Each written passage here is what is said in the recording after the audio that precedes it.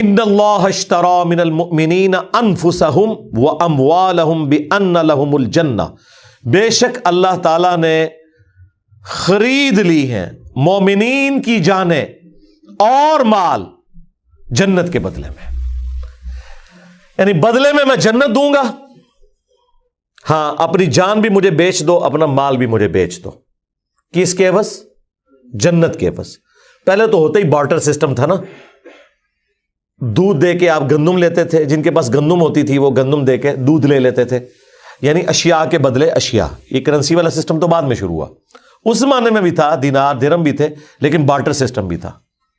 تو یہ سمجھ لے اللہ تعالیٰ کا ڈیوائن بارٹر سسٹم ہے کہ اپنی جانیں اور مال مجھے دو، اس کے بدلے میں تمہیں ہمیشہ کی جنت دوں گا، اور وہ جنت ایسی کہ جس میں نہ موت آئے گی، نہ بڑھاپا آئے گا، نہ پریشانی آئے گی، اور سب سے بڑھ کر وہ جنت کی نعمتیں ابدی ہیں، اور ہر وہ نعمت ہے جو آپ خواہش کریں گے۔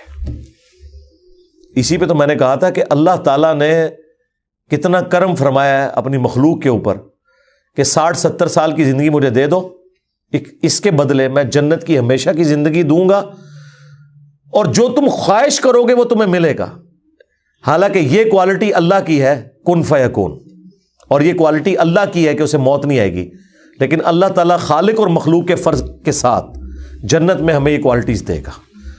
یہ وہ چیز ہے جو آپ کے دل میں اللہ سے محبت کا جذبہ پیدا کرتی ہے، ورنہ آپ جتنے اور کنسیپٹ رکھیں، الٹیمیٹلی اللہ کے ساتھ آپ کا ڈر کا رشتہ تو ڈیولپ ہوتا ہے، محبت کا نہیں ہوتا، کہ مجھے میری مرضی کے بغیر پیدا کر کے اتنی بڑی آزمائش میں ڈال دیا، اور پھر اتنا سخت حساب رکھا، اور الٹیمیٹلی جنت یا جہنم کا فیصلہ ہونے والا ہے، اتنی بڑی تکلیف میں مجھے کیوں ڈال دیا؟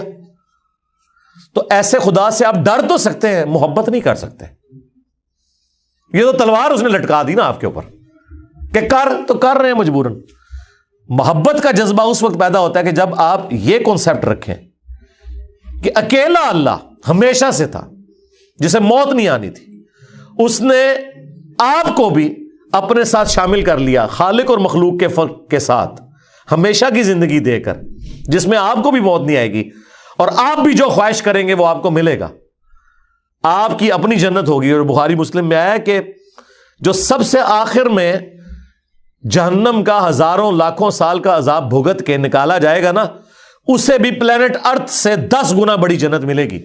آپ تو 10 مرلے کے پلاٹ کو ترستے ہیں نا، سب سے آخری جو جنتی ہے نا، اور یہ آخری وہ ہے جس نے جہنم کا عذاب بھگت لیا لاکھوں سال کا، یہ آخری وہ نہیں ہے جو بغیر حساب و کتاب کے چلا جائے گا، اس کا تو آپ سوچ بھی نہیں سکتے اس کو کیا کچھ ملے گا، وہ تو ایلیٹ درجے کا مسلمان ہوگا نا۔ یہ وہ ہے جو اپنا عذاب بھگت کے جائے گا، اس کو بھی پلینٹ ارتھ سے 10 گنا بڑی جنت، جس کو فنا نہیں ہے، جو بخاری مسلم میں آیا کہ موت کو مینڈے کی شکل میں لا کے میدان محشر میں قتل کر دیا جائے گا۔ جنتی خوش ہوں گے کہ آج کے بعد ہمیں موت نہیں آئے گی، اور جہنمی غمناک ہو جائیں گے کہ ہمیں بھی موت نہیں آئے گی، جو قرآن میں سورہ الفرقان میں آیا، آج ایک موت نہیں ہزاروں موتیں مانگو لیکن تمہیں موت نہیں آئے گی۔ موت مانگیں گے وہ کہ اس تکلیف سے جان چھوٹ جائے، لیکن جان نہیں چھوٹے گی۔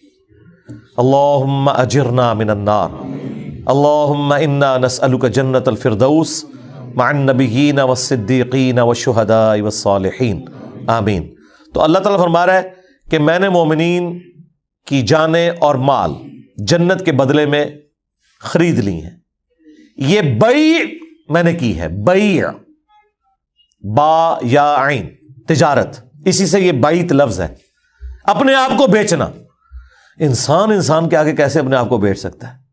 نبی علیہ السلام کے ساتھ بھی جو ہماری بیعت ہے وہ اللہ کی بیعت ہے، خلفائے راشدین کے ساتھ بھی جو بیعت ہے وہ اللہ کی بیعت ہے، اور وہ بھی پیری مریدی والی نہیں، حکومت وقت کے اعتبار سے خلیفہ کو مانا۔ دین کے معاملات میں تو آپ نے وہ بات ماننی ہے جو اس شخصیت کے اوپر نازل ہوئی ہے جس کی قبر مدینے میں ہے، صلی اللہ علیہ وآلہ وسلم۔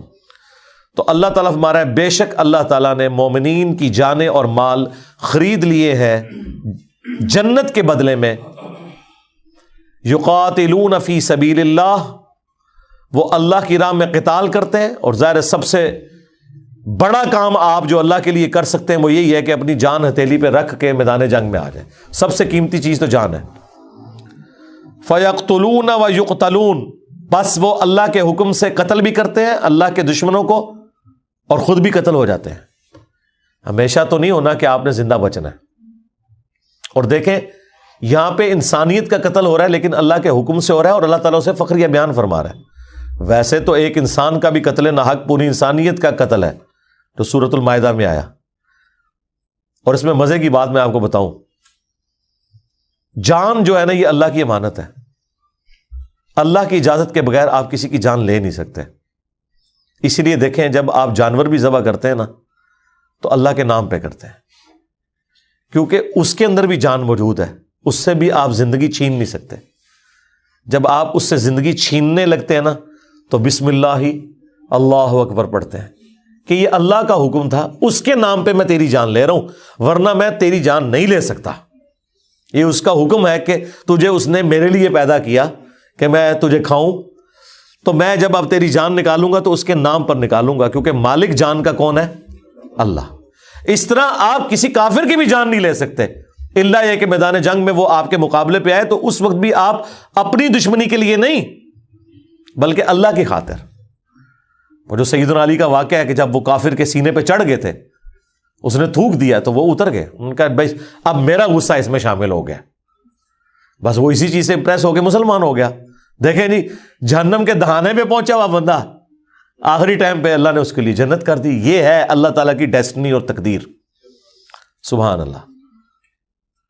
تو اللہ تعالیٰ فرما رہے کہ اہل ایمان اللہ کی راہ میں قتال کرتے ہیں اور کافروں کو قتل بھی کرتے ہیں جہاں ضرورت ہے میدان جنگ میں، اور خود بھی قتل ہوتے ہیں. وعدن علیہ حقا فی التوراۃ والانجیل والقرآن، اور یہ وہ وعدہ ہے جو اللہ تعالیٰ نے سچا وعدہ کیا تھا پختہ تورات میں بھی، یعنی اولڈ ٹیسٹمنٹ میں، انجیل نیو ٹیسٹمنٹ میں، اور قرآن میں بھی. یعنی تینوں کتابوں کے اندر وہی بات ہے کہ دنیا کی زندگی مجھے دو، آخرت کی ہمیشہ کی زندگی لے لو. اور یہی ایک یونیورسل ٹروتھ ہے جی. ہاں، جو اللہ تعالیٰ نے سورۃ الاعلیٰ کے اینڈ پہ بھی فرمایا نا، قد افلح من تزکا وذکر اسم ربہ فصلی بل تؤثرون الحیاۃ الدنیا والآخرۃ خیر وابقی. تمہارا اصل مرض یہ ہے کہ تم دنیا کی زندگی کو ترجیح دیتے ہو جبکہ آخرت بہتر بھی ہے اور ہمیشہ رہنے والی بھی. ان ھذا لفی الصحف الاولی، یہی ایک یونیورسل ٹروتھ، یہی ایک کانٹے کی بات تھی جو اگلے سارے صحیفوں میں تھی. صحف ابراہیم و موسیٰ، چاہے وہ ابراہیم علیہ السلام کے آسمانی صحائف ہوں چاہے موسیٰ علیہ السلام کے، ایک ہی کانٹے کی بات تھی. یہاں پہ بھی آ گیا کہ یہ اللہ کا وعدہ ہے کہ جو اپنی جان اور مال اللہ کے لیے خرچ کرے گا اللہ اسے جنت دے گا. یہ اللہ تعالیٰ نے بیعت کی ہوئی ہے مومنین کے ساتھ. وَمَنْ أَوْفَى بِعَهْدِهِ مِنَ اللَّهِ، اللہ اکبر. اور کون زیادہ پورا کرنے والا ہے اپنے وعدے کو اللہ سے بڑھ کر. یعنی اللہ تعالیٰ ہمارا یہ جو میرا وعدہ ہے نا تو میں تو وعدہ وفا کروں گا، مجھ سے زیادہ سچا کون ہو سکتا ہے. دنیا میں یہ ہو جاتا ہے کہ آپ کبھی محنت بھی کرتے ہیں نا، رزلٹ آپ کے خلاف آتا ہے کیونکہ اللہ کو کچھ اور منظور ہوتا ہے. اس وجہ سے بعض اوقات انسان کو یہ وسوسہ آ سکتا ہے کہ یار میں دنیا میں محنت کروں اور اس دا اینڈ میں بھی میرے ساتھ بیڈ لک ہو جائے.